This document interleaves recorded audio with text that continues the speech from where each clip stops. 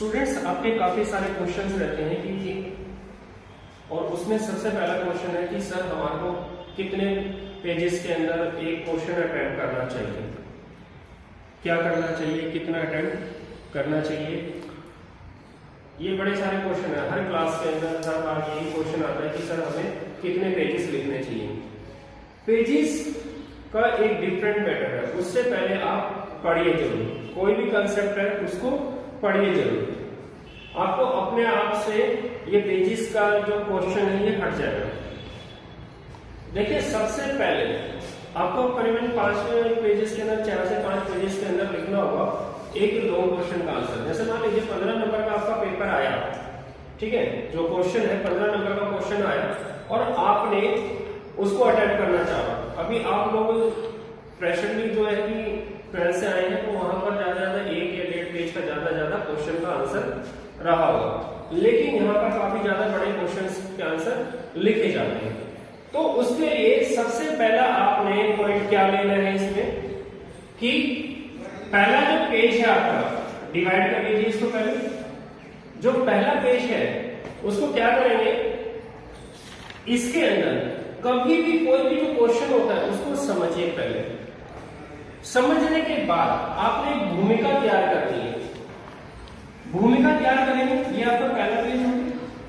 पहला पेज होने के बाद इसमें आपसे क्या पूछा गया है उसका इंट्रोडक्शन है, ठीक है। आपने इंट्रो देना है कि आप इसके चैप्टर के बारे में क्या समझते हैं, क्या जानते हैं। आपने एक इंट्रो दे दिया, इंट्रो में आपने उसके बारे में बताया,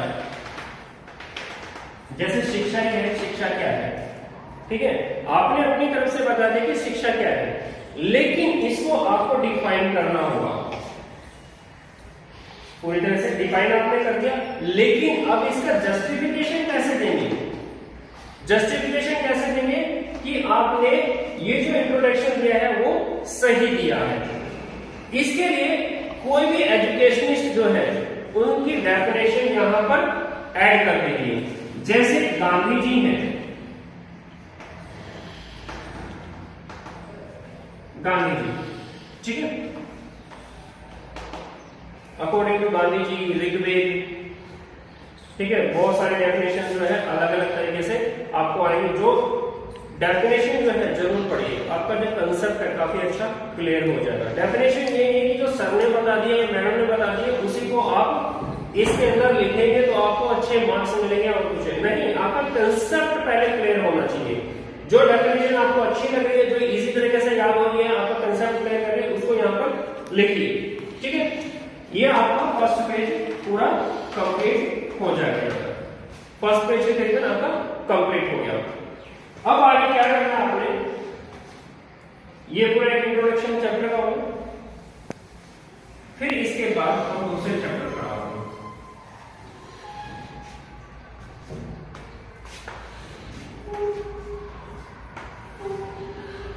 दूसरे चैप्टर पर आएगा। अब इसके अंदर आपने क्या करना है यहाँ पर कि जो मेन जो पॉइंट्स हैं यहां पर आप आइए पे। अब आपने क्या है, पॉइंट वाइज लिखना है, राम कहानी नहीं लिखनी है, ठीक है। इसमें कोई कहानी या किसी तरह का ऐसा कुछ नहीं लिखना जिससे क्या है कि टीचर को आप घुमा दें। क्योंकि मैंने कई बार पेपर चेकिंग के दौरान देखा है कि वो सिर्फ कहानी लिखकर आ जाते हैं, तो ऐसा मत लिखिए, टीचर भी पढ़ा कर आए हैं, पढ़कर आए हैं, ठीक है। तो आपने यहां पर जैसे मान लीजिए शिक्षा क्या है हमने अभी बताया, उसके बारे में लिखा, ठीक है, इंट्रोडक्शन दे दिया। अब इसके बाद आप ये बताइए मुझे कि शिक्षा से क्या फायदे हैं, शिक्षा क्यों जरूरी है, ठीक है ना। Importance of education, importance of education, ठीक है। आपने एक हेडिंग दे दी, हमारे सब हेडिंग दी, क्या है ये आपकी इंट्रोडक्शन के बाद एक हेडिंग हो रहा है। इसके बाद आप इनके जो मेन पॉइंट्स हैं वो लिखिए। Importance of education, importance of education के अंदर आप सबसे पहला पॉइंट जो आपने लिखना है वो यहां पर ऐड कीजिए। जैसे मान लीजिए मेंटल डेवलपमेंट,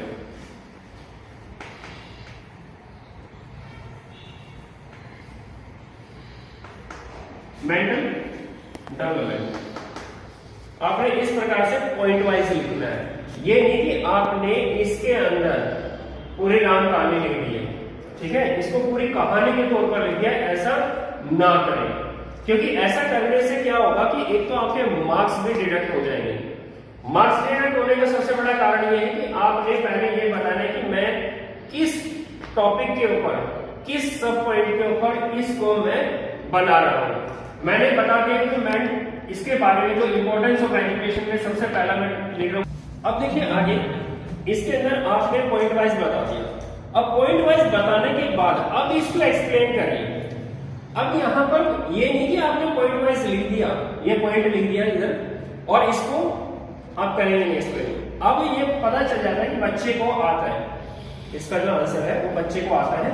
आप जो भी 3-4 लाइनें हैं उसके अंदर इसको एक्सप्लेन कर दीजिए, ठीक है, इसको आपने एक्सप्लेन कर दिया। इसी से पता चलता रहेगा कि बच्चा कितना पढ़कर आया है इसको आंसर को। फिर इसके बाद आपने दूसरा पॉइंट लिख देना है, ठीक है, इसके बाद आपने दूसरा पॉइंट लिख देना है। दूसरा क्या है यहां पर,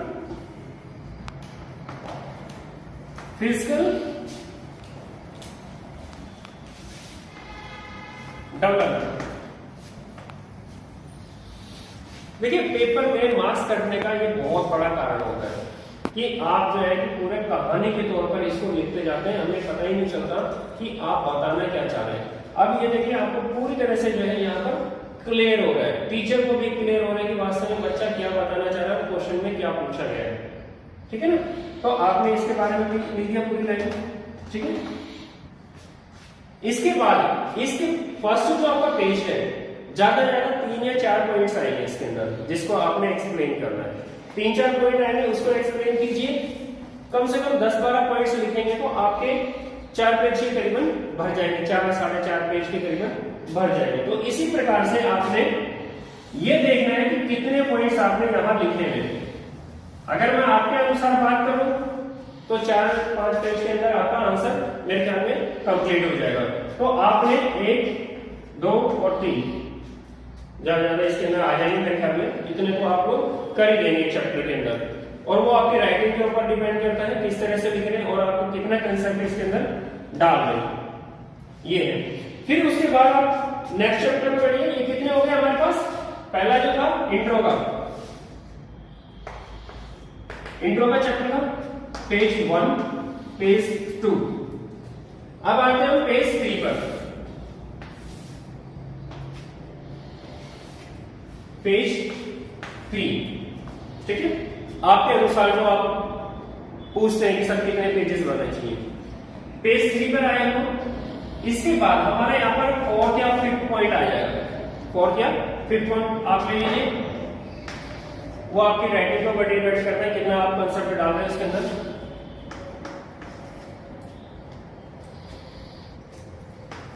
ये जो है कि आपके आगे